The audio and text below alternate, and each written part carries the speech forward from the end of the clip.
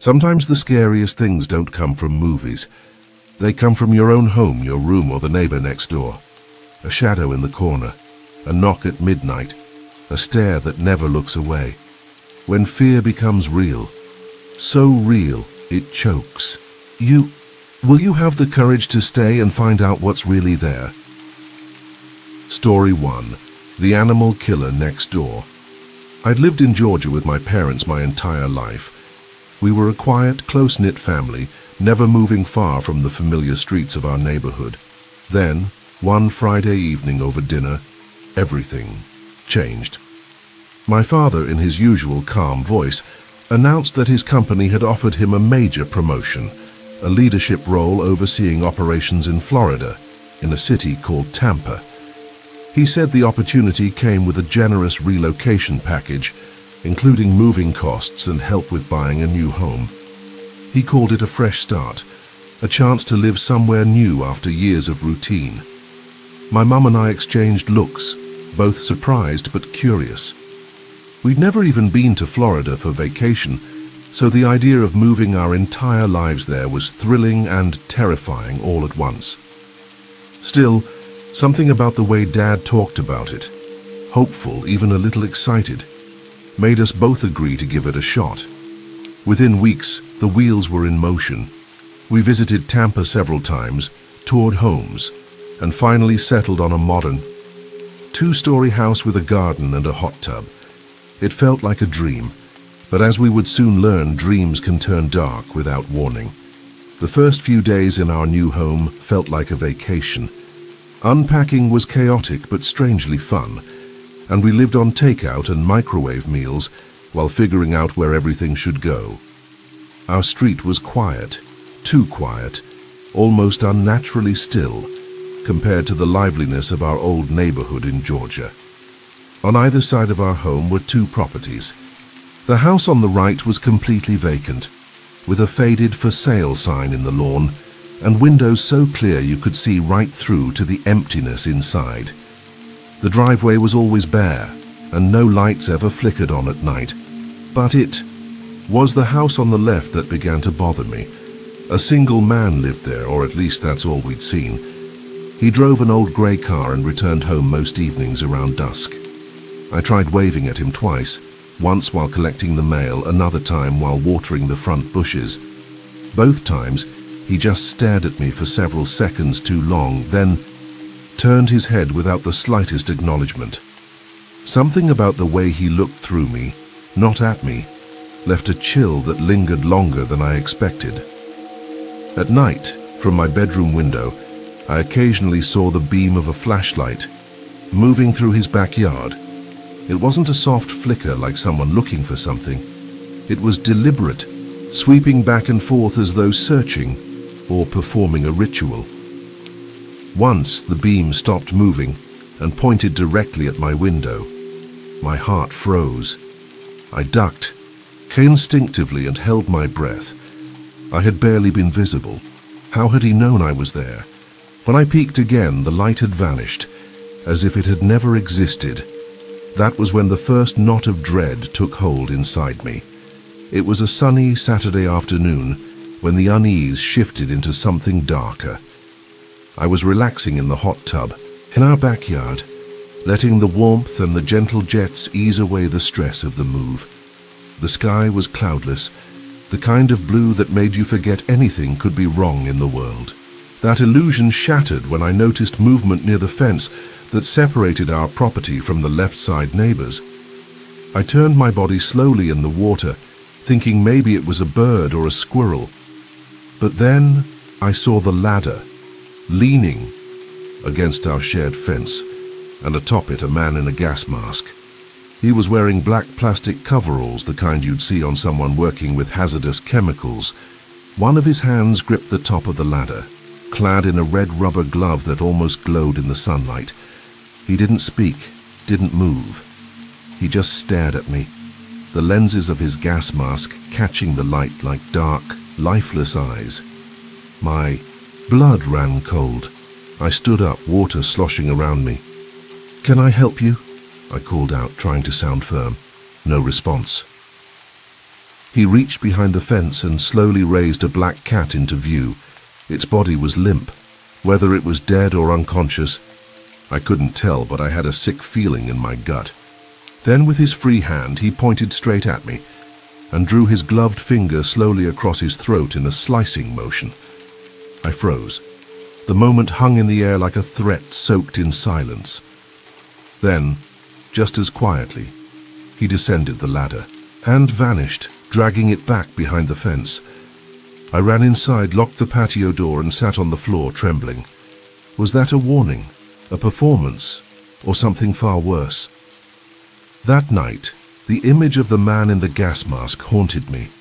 I couldn't stop thinking about the way he'd pointed at me, the dead weight of the black cat, and that chilling, throat-slicing gesture. My parents were away for the weekend, visiting friends a few hours north, leaving me completely alone in the house. I tried to sleep but couldn't shake the sense of being watched. Around midnight, unable to bear the suffocating unease, I made a decision that in hindsight felt both reckless and necessary. I would find out what was behind that fence. I remembered something Dad mentioned during the move. One of the back fence panels was loose, damaged from a storm. He'd planned to fix it soon. That would be my way in. I grabbed a small flashlight from the garage, its beam narrow but strong enough for short-range vision. Heart pounding, I crept through the yard, shoes crunching softly on the grass. The fence creaked slightly as I pressed against the weakened panel, easing it open just enough to slip through. On the other side, the neighbor's backyard was eerily silent. A faint chemical smell hung in the air, sour and sharp. The yard was littered with what looked like small, freshly turned mounds of earth. Dozens of them. My stomach churned. I crouched low and moved toward a shed at the far end, its door slightly ajar. I hesitated, then stepped inside. The first thing that hit me was the stench, metallic, rotting, and overwhelming. I gagged but forced myself forward, lifting my flashlight. In the center of the shed stood a butcher's table, its wooden surface soaked in dark stains. Fresh blood dripped along the edges. Around it lay crimson splashes dried onto the concrete floor. Mounted on the back wall were rows of large meat cleavers, rusted knives, and, worst of all, dozens of meat hooks. Hanging from them were the bodies of cats and small dogs, their lifeless forms swinging gently as if disturbed by my presence. I stumbled back, horrified, my light catching on a pentagram smeared across the back wall in what I now knew wasn't paint. My breath caught in my throat. This wasn't just animal cruelty, it was something ritualistic, something evil. I turned to run, but before I could reach the door, I saw it. A faint light outside, approaching slowly. He was coming. The beam of light outside the shed grew brighter, cutting through the slats like a slow-moving blade. My breath caught in my throat as I doused my flashlight and pressed my back against the cold wooden wall, praying the man wouldn't come inside. I could hear his footsteps now, measured, deliberate, crunching across the grave-like mounds outside. Every sound seemed amplified. The creak of the shed's door shifting slightly, the soft scrape of his boots on dirt. I had seconds to act. In one fluid motion, I crouched and darted behind a pile of rusted gardening tools, then slipped out through the barely open door just as the figure reached the threshold. I stayed low, crawling through tall grass and ducking behind the largest mound until I reached the loose fence panel.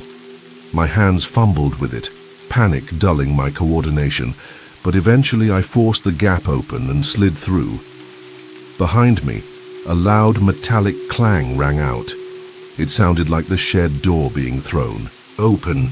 I sprinted up our yard, lungs burning, feet barely touching the ground. Just as I reached our patio door, I heard footsteps pounding after me. I threw myself inside and slammed the door shut, locking it with shaking fingers. I grabbed my phone and dialed 911. "Someone's chasing me. He's got a weapon," I yelled. Before the operator could respond, I heard the glass behind me explode. I turned to see him, dressed in black from head to toe, mask still on, a massive meat cleaver glinting in his hand. I bolted through the front door and down the driveway barefoot, adrenaline overriding the pain. My heart nearly stopped when I saw headlights rounding the corner. A police cruiser. I waved frantically and screamed. The car skidded to a stop, officers pouring out, weapons drawn. They charged toward the house. From the front lawn I heard gunshots, 2 then 3. Later they told me he had injured one officer before they fired back. He died on our living room floor. The aftermath was even more horrifying. Over 40 shallow pet graves, books on occult practices, and evidence his own mother had been missing for 4 years. He had been living next door, smiling at the world in silence, and I had waved at him twice. Story 2. I found a body in my backyard. After the divorce, everything felt strangely quiet. Rachel and I had been married for over a decade, building a life of success, travel, and shared ambition, until the betrayal shattered it all. Catching her with another man in our bed was like watching our whole history burn in a single instant. We sold the house, divided the assets, and signed the papers without another real conversation.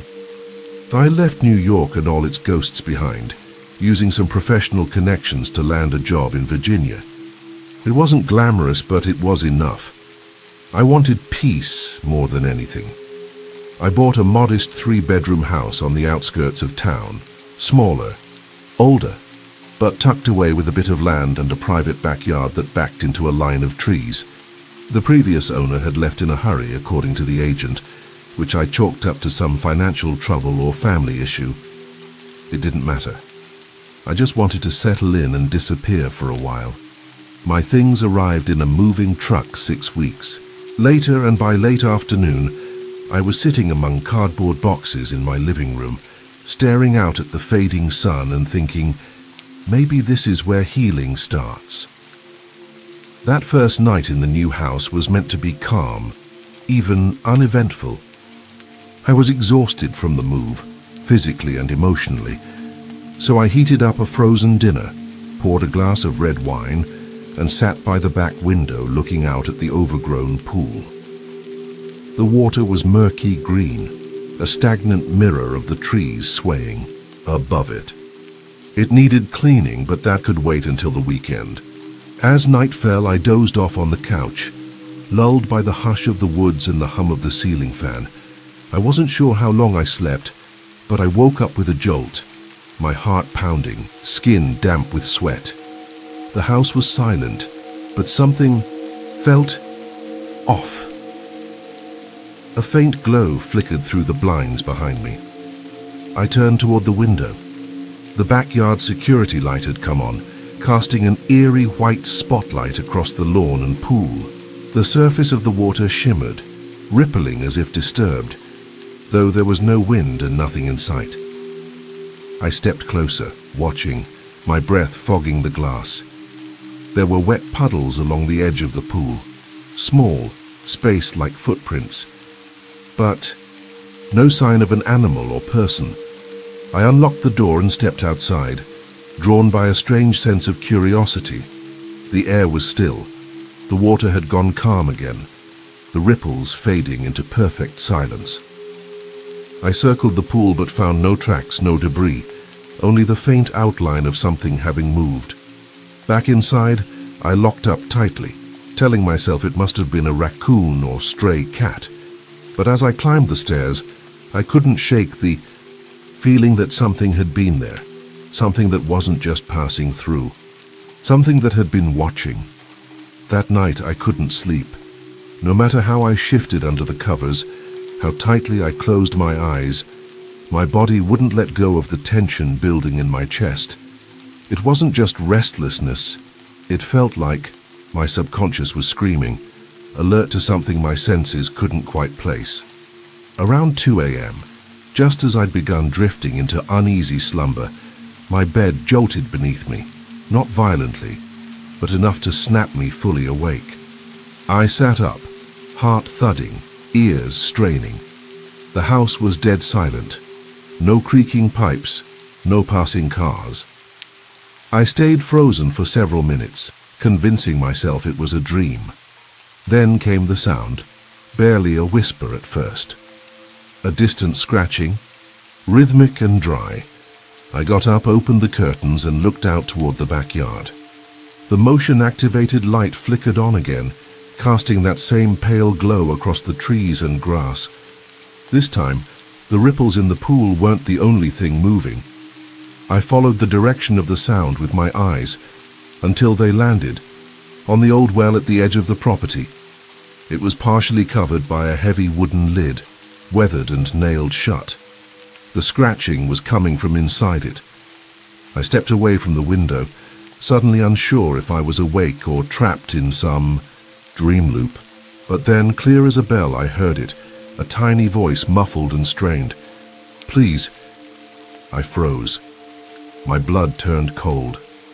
The voice was weak, almost pleading, and seemed to rise straight from beneath the ground. "Please." Again and again. Shaking, I stumbled into my closet and grabbed the flashlight I'd unpacked earlier, the same one I used during the move. I crept downstairs, each step echoing louder than it should have in the stillness. I didn't understand why I was going outside, why I felt compelled to follow that voice, but some instinct deeper than fear was pushing me. Something needed to be found. Something had been waiting.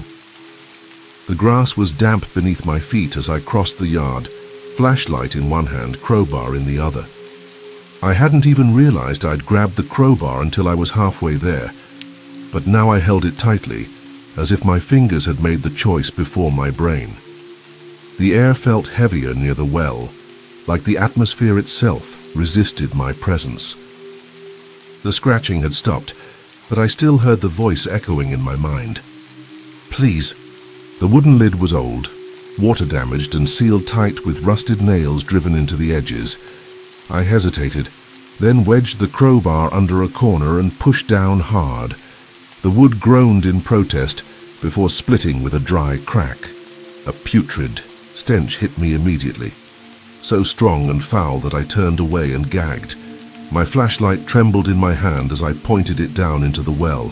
It was deep, far deeper than I'd imagined, but the beam eventually caught on something pale below. At first I thought it was cloth. Then I saw the soaked remnants of a child's dress, tangled in something dark and heavy. Nearby, floating, gently in the stagnant water, was a small mold-covered teddy bear. My throat tightened.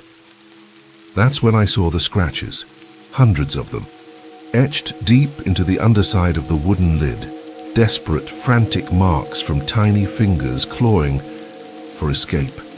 I backed away, dizzy, knees shaking, and then I felt it, the faintest pressure against my left hand. I turned slowly, and there, for a single impossible second, a tiny hand gripped mine. It was small, cold and weightless, as if formed from fog or memory, and gone before I could react. I whipped around, flashlight swinging, catching only trees and shadows. There was no one, no child, just the open well behind me and the unbearable silence pressing against my ears.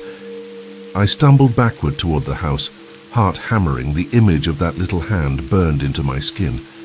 I called the police the moment I stepped inside, voice trembling as I told them, I think there's a body in my well." I didn't mention the voice or the hand. I wasn't sure I could explain it in a way that didn't make me sound insane, but deep down I knew. Someone had been down there, and she had waited years for someone to hear her call. By 10 a.m. the next morning, the backyard was swarming with police officers, forensic teams, and county investigators. Yellow tape crisscrossed. My fence and men in gloves took photographs of the well from every angle.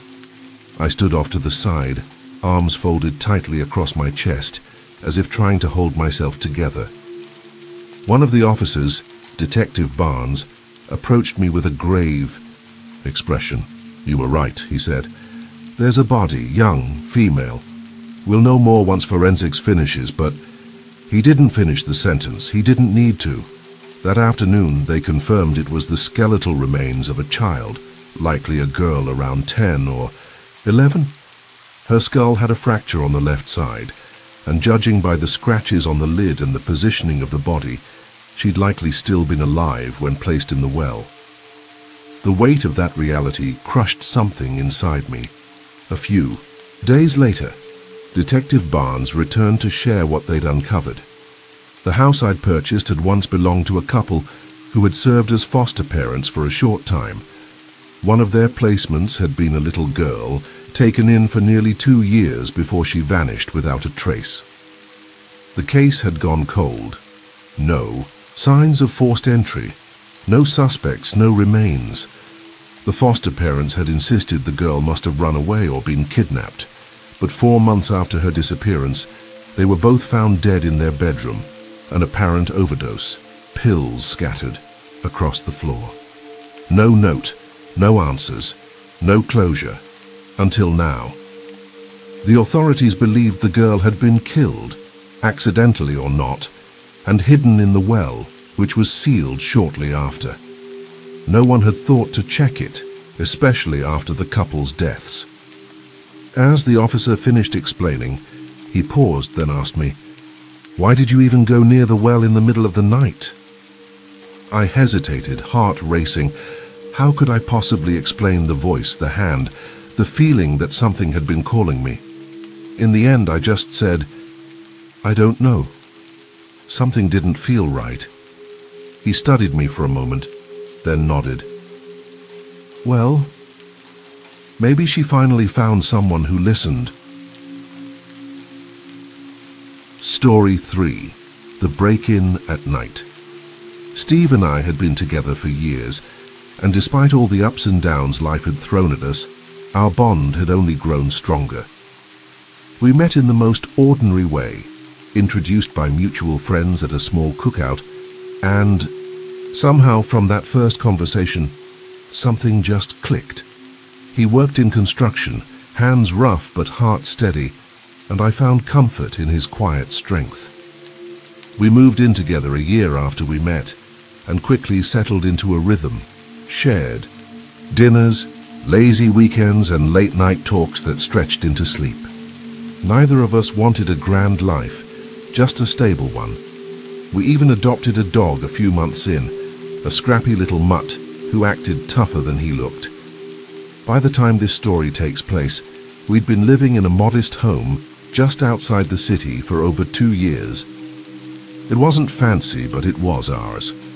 That particular Thursday evening seemed no different than any other. Steve had taken his usual sleeping pill, already dozing by the time I climbed into bed beside him. I was finally recovering from a stubborn ear infection, and for the first time in days, sleep came easily. I remember thinking as I sank into the mattress how grateful I was to be healing, to have Steve beside me, to be safe.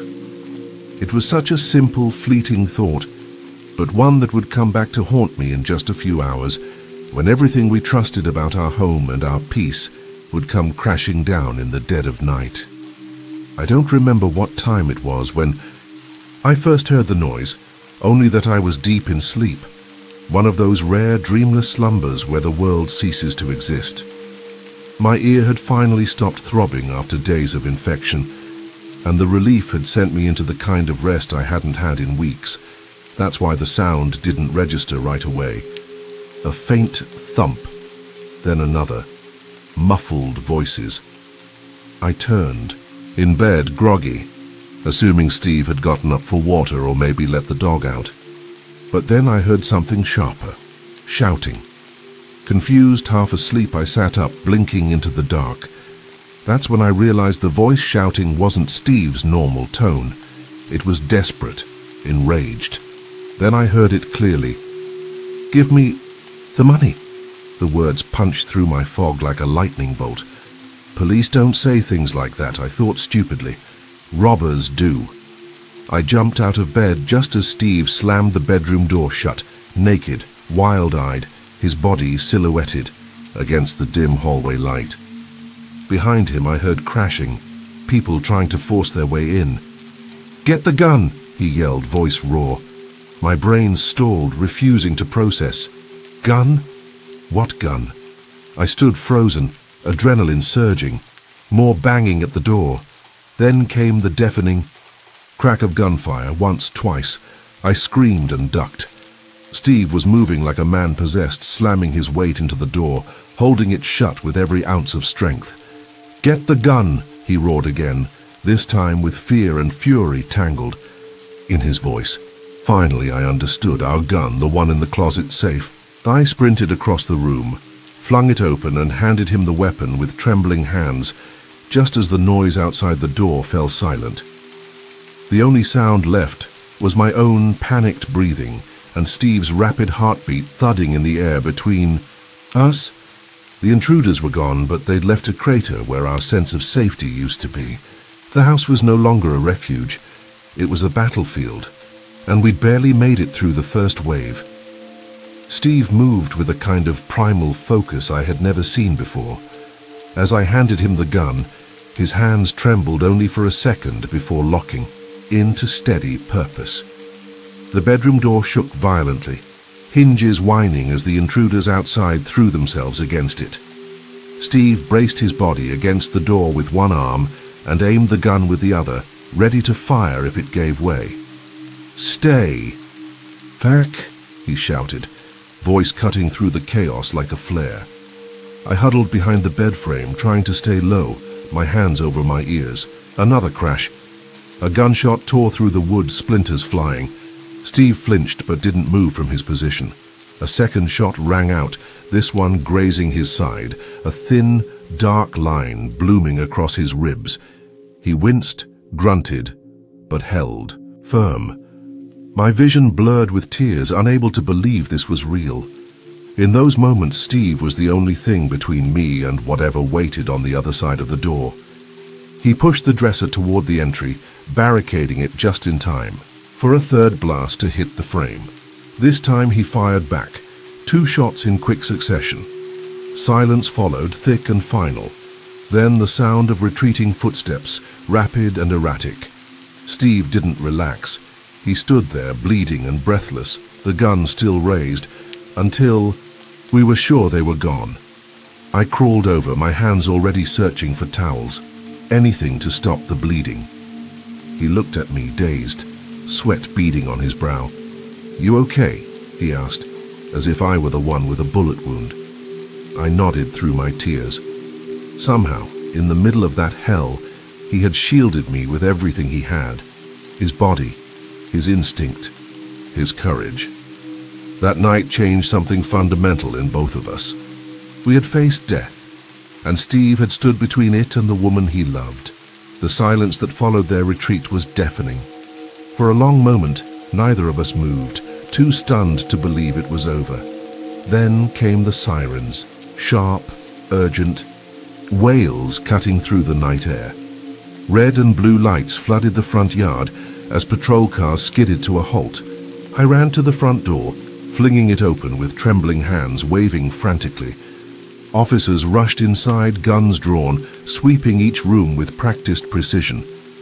Steve lowered his weapon the moment they arrived, collapsing onto the edge of the bed, his skin pale from blood loss.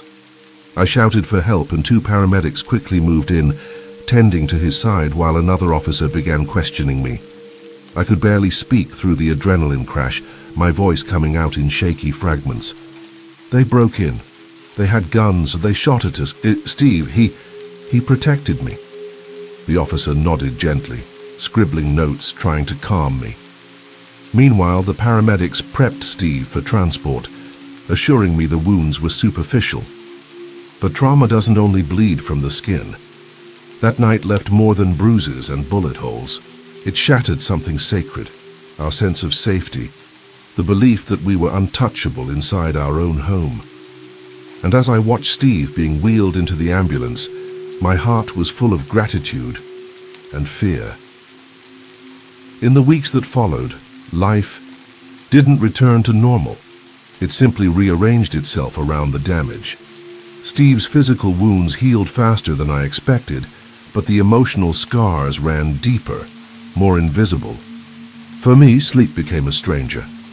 Every creak of the floor, every gust of wind outside the window sent my body into high alert. I started placing a chair under the doorknob at night, not because it would stop anyone, but because I needed to believe I had some control left. We installed a security system, bought a large dog, and replaced every lock on every door. And still I couldn't shake the fear. Sometimes in the dead of night, I'd hear echoes of those gunshots, or Steve's voice shouting, "Get the gun!" And I'd jolt awake, heart pounding. It wasn't just the robbery that haunted me, it was the pattern. Years ago, when I was a child, a gun had gone off in my parents' truck, injuring both my mother and me. She had nearly lost her wrist. I'd almost lost my foot. And now, decades later, the man I loved had taken a bullet for me, too. Twice in my life, people I loved had been wounded by violence that seemed to follow me like a curse. It's irrational. I know, but I started to believe I was the common thread, the magnet for danger. I never told Steve the full extent of what I was feeling. I didn't want to burden him further, not after everything he had done to protect me. But inside, I carried the guilt, the fear, the exhaustion of being the one they got hurt for. Some nights when I lie awake staring at the ceiling, I wonder what would have happened if Steve hadn't come home early from his trip. I wonder what I would have become. A headline, maybe. A victim. Or a memory buried beneath layers of police, tape and unanswered questions. And even now, safe as I'm supposed to be, I'm still waiting for the next sound in the night. Story 4. I stayed at my friend's house and someone broke in. A few months ago, my friend, who serves in the Navy, received orders to relocate to Virginia. With little time to prepare and no luck finding a renter, she asked me if I could stay at her house for a while, rent-free, and help keep an eye on things. It felt like a generous offer, and honestly, I was excited. I'd been living in the barracks for months, crammed into tight quarters with minimal privacy, so the idea of having an entire house to myself felt like a dream. Plus, she mentioned needing someone to care for her cat, which she couldn't bring, along due to housing restrictions at her new base. As someone who genuinely likes animals, especially cats, that sounded more like a bonus than a chore. I imagined a peaceful few weeks in a quiet neighborhood, just me, the cat, and the space, to breathe for once. I had no idea what I was walking into. When I finally arrived at her house, my excitement took a sharp downturn. From the outside, it looked like a charming, spacious two-story home nestled in a quiet residential area. But the moment I stepped, inside I was hit with a wall of dust, clutter, and disarray. Boxes half-packed sat in the living room. Stacks of magazines and random items cluttered every surface, and worst of all, fleas. I could see them bouncing off the carpet like little specks of chaos. Everything felt grimy, like the house hadn't been properly cleaned in months. It was honestly shocking. My friend had always seemed organized and put together. Seeing her home in such a neglected state made me wonder what had really been going on before she left. Later that evening, while we sat down for one last conversation, before her move, she opened up about her ex-boyfriend. He'd been living with her for a while, also military, but they had broken up not long ago. She described how things got weird after the breakup. He refused to leave for 2 full weeks, and during that time, he made things worse around the house on purpose. He'd hide her boots, scare the cat, block her car in the driveway, and basically behave like a grown man throwing a tantrum. She believed he was just being spiteful, but hearing this made me uneasy. If he was petty enough to mess with her life, like that, I couldn't shake the feeling that he might come back, or that maybe he already had. A few days after my friend had officially left, I started making regular visits to the house. Mostly I came by to feed the cat, check the mailbox, and slowly start tidying up. I hadn't stayed overnight yet. I was still commuting from the barracks, but I had made plans with a couple of buddies to come over during the weekend to help me clean the place properly. One evening, after grabbing dinner with a friend, she asked if she could come along and see the house. I figured it couldn't hurt. The more eyes on the mess, the better. We pulled into the driveway just after sunset, the sky still glowing faintly behind the tree line. As we got out of the car, I heard something. This low, sudden rustle from the woods bordering the backyard. It wasn't loud enough to be alarming, but it was just sharp, unnatural. I told myself it was probably a raccoon or a deer, maybe even a branch falling. Still, something about it made the hairs on the back of my neck stand up. That strange feeling followed me to the front door. Normally, I had to jiggle the lock a couple of times before it would open. It was old and sticky, but that night the door swung open on the first try. That shouldn't have happened. I hesitated for a second, checking the lock again, wondering if I'd somehow forgotten to secure it last time I was there. I told myself it was my own mistake. Still, that creeping thought, the one that had started when she told me about her ex, started to flare up again. I glanced at my friend. She looked a little uneasy too, like she felt it too, that something was just off.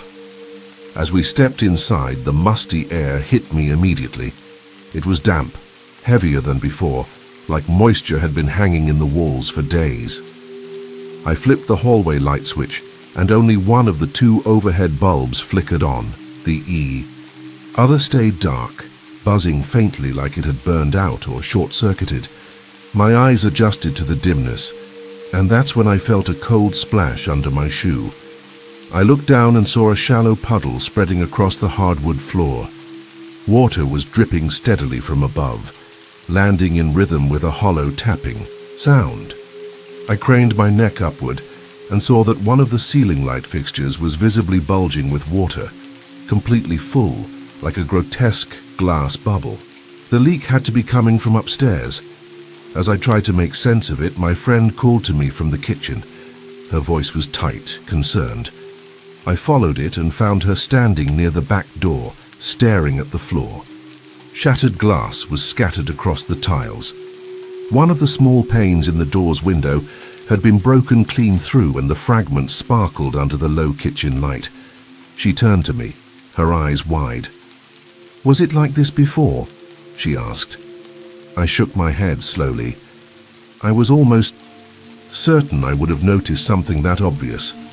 The weird part was that the door itself was still locked, bolted in fact. The glass appeared to have broken from the outside, but there was no sign of forced entry. That's when I started to panic, not wildly, but in a quiet internal way that made my stomach churn.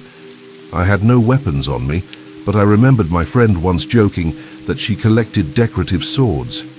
I bolted to the hallway closet, and sure enough, tucked in a corner behind an old coat, was a wooden practice sword, heavy and solid enough to count. I gripped it tightly and began moving up the stairs, one slow step at a time, each creak of the old wood sounding deafening in the silence. Every room upstairs was dark. I pushed open the bedroom door, heart thumping, half expecting someone to jump out. But it was empty, no signs of anyone. Still, that didn't make me feel safer. It only made everything more unsettling. I didn't return to the house for 2 days after that night. The police had come, taken statements, and walked through the property. They didn't find any signs of forced entry beyond the broken window, and nothing seemed to be stolen. Still, I couldn't shake the unease that clung to me. My friend had flown out already, and I was technically responsible for the place now. But the idea of going back alone made my skin crawl. If her ex had really broken in, what was he trying to do? Scare someone? Break things? Or worse? The cat still needed food, though. I didn't have the option of ignoring it forever. On the third day, I finally forced myself to go back, gripping the wooden sword like it was a lifeline.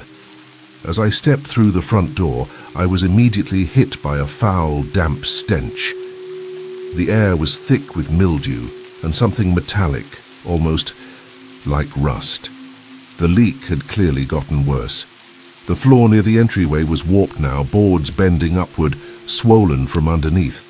When I looked up, the ceiling sagged ominously, as if it were about to collapse. I followed the sound of running water. It was no longer a gentle drip. It was a steady, low roar, like a faucet had been left on full blast. That sound drew me upstairs again, where I noticed something I hadn't seen before. A narrow door tucked behind the main bedroom. I opened it and found a small bathroom. The sink looked normal, but there was a second door inside that room. I hadn't noticed it before. The carpet in front of it was soaked through and water was leaking from under the threshold. The doorknob rattled but didn't turn. It was locked. I crouched down and placed my ear against the door. The sound was definitely coming from behind it. Steady, angry water. I stood up and stared at the knob, wondering if I should break the door down. But I hesitated. What if someone was in there? What if I opened it and saw something I couldn't unsee? My pulse quickened, my grip tightened on the sword, and instead of forcing it, I stepped back and called the police again. This time I wasn't going to go in alone. I didn't know what I was about to find, but it no longer felt like just water damage. The police arrived about 20 minutes after I called, and I walked them through everything.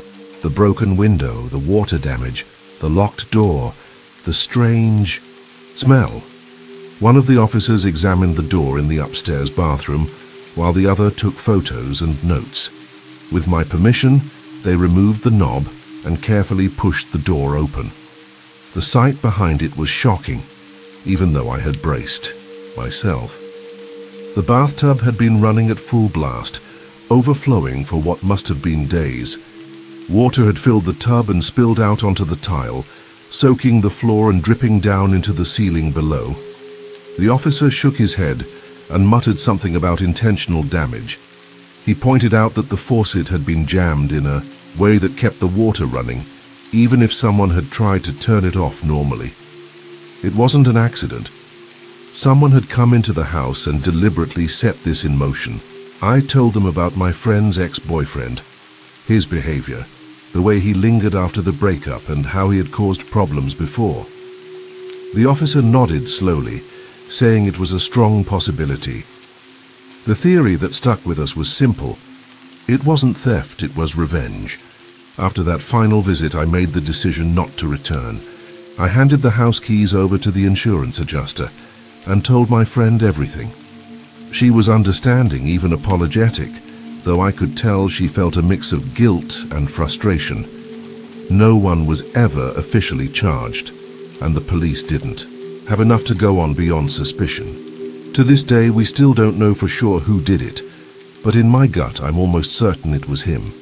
The house was eventually repaired, rented out, and life moved on. Still, I never forgot how quickly safety can unravel. Story 5. I was dog-sitting and nearly attacked by a neighbor. Dog-sitting had always been a side gig for me, something I started doing at 13 and kept up through high school because it was easy money and usually peaceful. I'd built a bit of a reputation around town through word of mouth and social media, so I'd get messages from people looking for someone reliable to care for their pets. One afternoon, I received a message on Facebook from a man named Mr. Brown. He and his wife were planning a trip to Florida for a week and needed someone to look after their 2 dogs from the 4th to the 11th. After a brief conversation, I agreed and let him know I'd be staying at their house during that time. When I arrived, Mr. and Mrs. Brown greeted me warmly and showed me around their home, a large, quiet property on the outskirts of town, surrounded by farmland and trees. Their dogs, Mina and Letty, were sweet and well-trained. Before leaving, Mrs. Brown gave me a heads up about a neighbor, an elderly woman named Miss Rose. She explained that Rose was kind but sometimes confused and might accidentally wander over, mistaking their house for her own.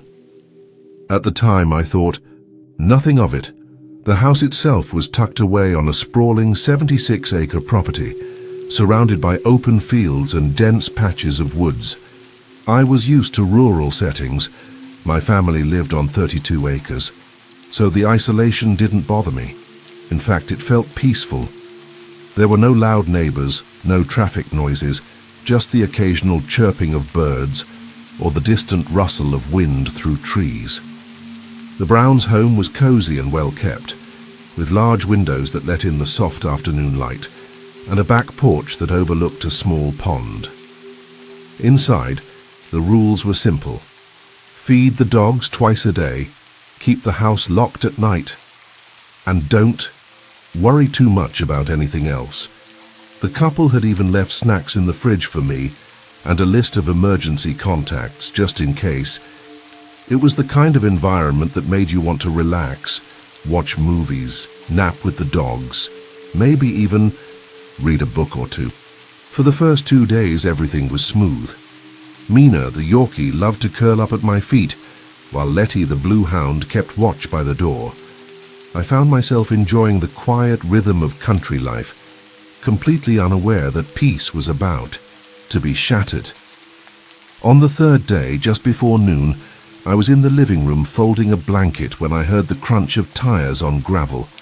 I glanced out the window and saw an old sedan pulling into the driveway. For a split second, I figured it might be someone dropping off a package or maybe a neighbor coming by to chat. But as the car came to a slow stop, I saw an elderly woman step out, frail, with silver hair tucked under a floral scarf. She looked around in a dazed sort of way, like she wasn't quite sure where she was. I stepped out onto the porch, smiling politely, and called, "Hello, can I help you?" The woman froze when she saw me, then, without saying a word, turned around, got back into her car, and drove off in a hurry. Her reaction struck me as odd, but I remembered what Mrs. Brown had said. That must have been Miss Rose, confused, harmless. Still, I made a mental note to mention it when I checked in. Later that evening, around 7 p.m., I got a call from Mrs. Brown. She sounded a little concerned and asked if everything was okay at the house. I told her yes, everything was fine. That's when she laughed, half exasperated, and said, "Miss Rose called us today. She told our neighbor that there was a burglar staying at our house." I was stunned, but Mrs. Brown assured me it was nothing new. "She forgets things," she said gently. "Probably just didn't recognize you and panicked. Don't take it personally." I agreed, brushing it off with a nervous laugh, but deep down, I couldn't shake the image of the way Rose had stared, like she didn't see me as someone unfamiliar, but as someone she was genuinely afraid of. That night I tried to brush it off. I stayed up late watching movies in the living room with the dogs curled up beside me, and eventually I dozed off on the couch. At around 2 a.m., I stirred awake, unsure at first what had woken me. The house was silent, except for the low hum of the refrigerator.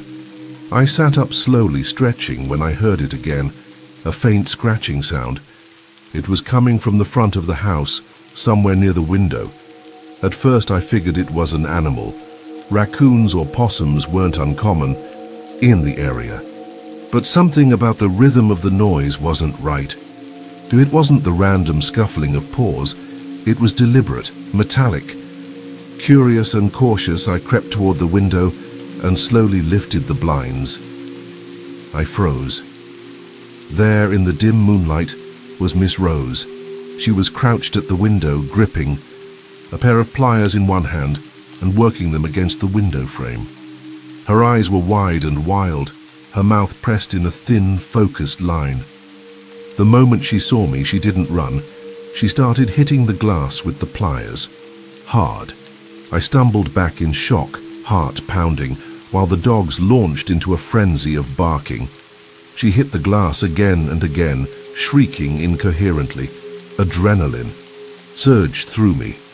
I grabbed my phone, scooped up the dogs, and ran into the bathroom at the far end of the house. I slammed the door shut, locked it, and sat against it, trying to catch my breath. My hands shook as I dialed 911, whispering to the dispatcher what was happening, barely able to get the words out. The operator told me the nearest patrol unit was on the way, but it would take at least 10 minutes. Meanwhile, I could hear her. Miss Rose was still outside, scraping and pounding, her voice like a broken recording. The fear that gripped me wasn't just that someone was breaking in. It was that this person, someone I'd been told was harmless, had crossed a line, and I was trapped with no real way to stop her. Those 10 minutes felt like an hour. Inside, the bathroom. I tried to steady my breathing, holding the dogs close as they whimpered and scratched at my arms. I kept my back pressed against the door, afraid that at any second she might get inside. The operator on the phone kept talking to me, asking me to stay calm, asking for details, my name, the address, if I was safe. I did my best to answer, but my voice trembled with every word. Then came a loud crack, the unmistakable sound of shattering glass. My heart skipped a beat. She'd broken a window. She was inside. I whispered to the dispatcher that she was in the house. I could hear her now, the thud of her footsteps across the wooden floor, slow and dragging like she wasn't even trying to be quiet. Then the footsteps stopped, right outside the bathroom. I held my breath, clutching the phone with one hand, the dogs with the other. Under the door I saw her shadow. A second later, her knees touched the floor and her hands pressed against the bottom of the door. Her fingers reached beneath the gap, as if she could claw her way in. "You shouldn't be here," she hissed, then screamed it louder. "You shouldn't be here." She slammed the pliers against the door again and again. The sound was deafening. I couldn't tell if the door would hold. Tears welled in my eyes. I begged the dispatcher to send someone faster. He told me they were 2 minutes away. 2 minutes. But every second felt like it stretched into eternity. I started crying, whispering over and over, "Please go away. Please just stop." But she didn't. Her pounding became more frantic, more erratic. The dogs were barking again, as panicked as I was. That small bathroom felt like a coffin. I was convinced this was it, that I wouldn't be able to hold her back, that she'd break through and hurt me before anyone could stop her. Just as the banging reached a fever pitch, I heard the distant sound of sirens, then the unmistakable thud of a door being forced open. Voices shouted commands, and suddenly everything stopped. The pounding ceased. I heard Miss Rose mumble something as the officers entered.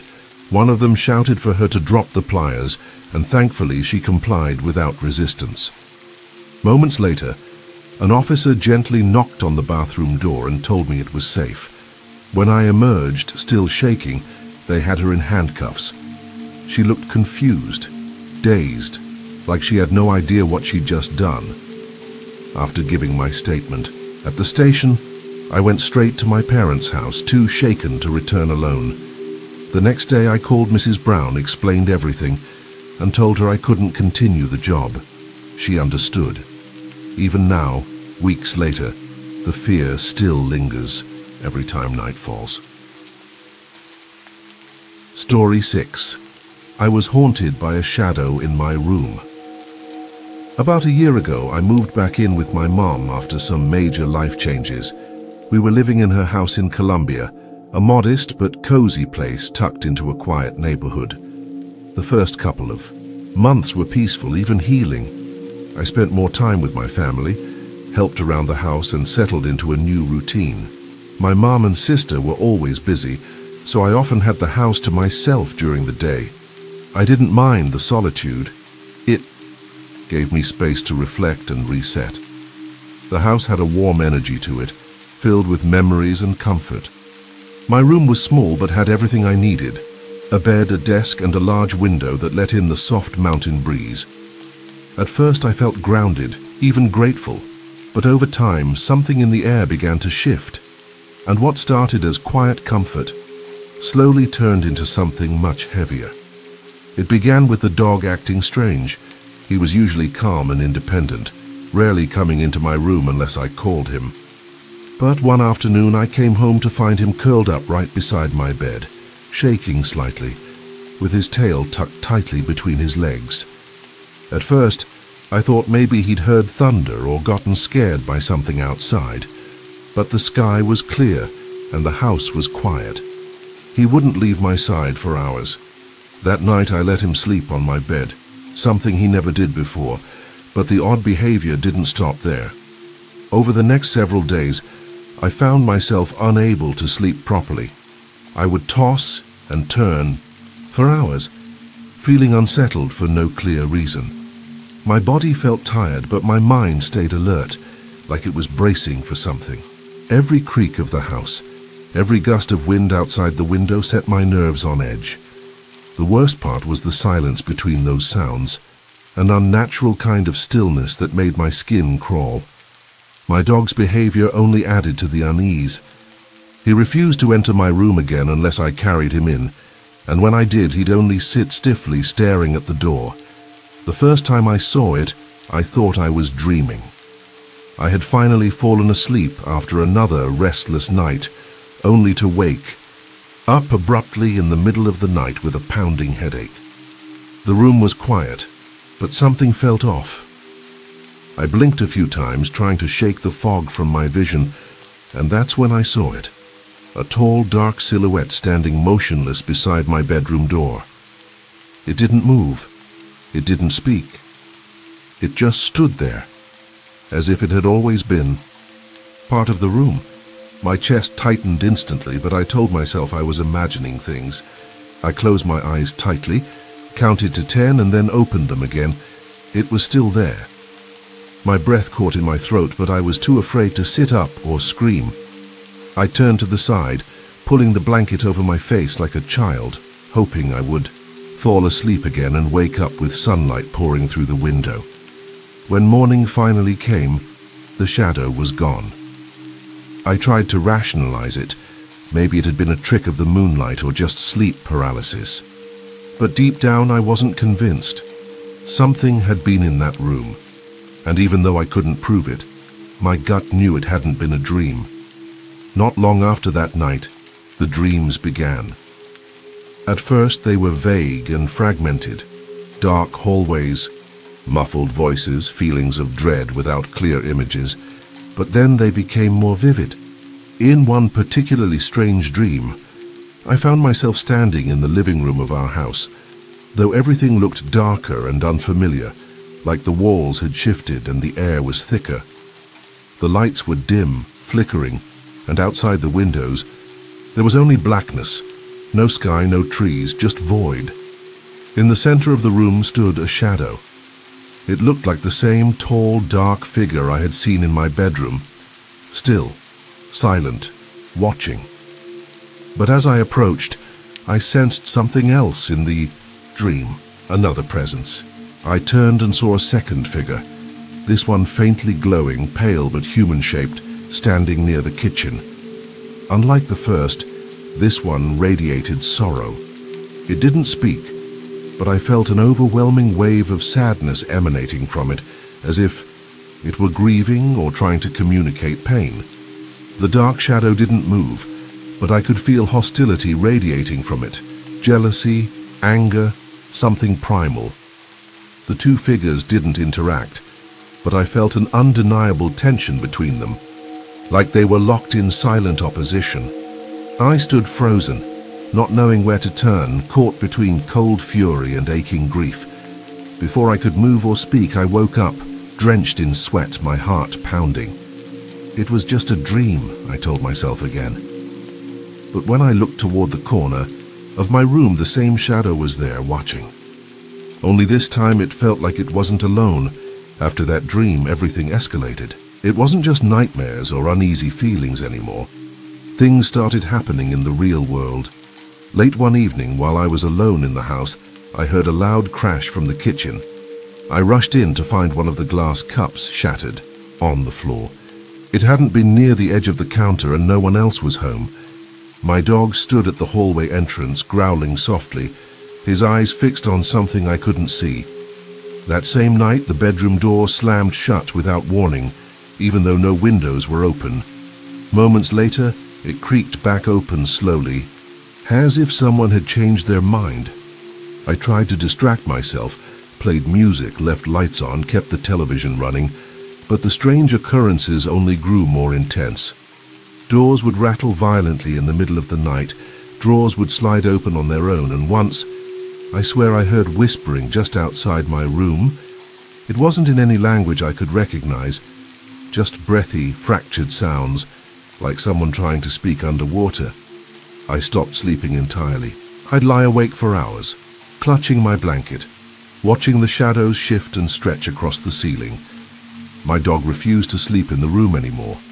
He'd whine at the door until I let him out, and then sleep curled against the hallway wall, like he was guarding me from something inside. I wanted to believe it was all in my head, that stress or lack of sleep was playing tricks on me, but deep down, I knew something was wrong with the house. Or maybe not the house, maybe just my room. Whatever was there, it wasn't just haunting me. It was waiting, watching, testing how long I could endure. One night, after days of no sleep and mounting fear, I finally broke. I had been sitting, in bed, too exhausted to cry, too scared to lie down. The air in the room felt thick and unmoving, like it was suffocating me. The shadow was back again, looming in the same corner, darker than the darkness itself. My dog refused to come in, whining just outside the door. I couldn't take it anymore. The pressure, the fear, the weight of being watched every night. I snapped. I stood up, my voice shaking, and screamed.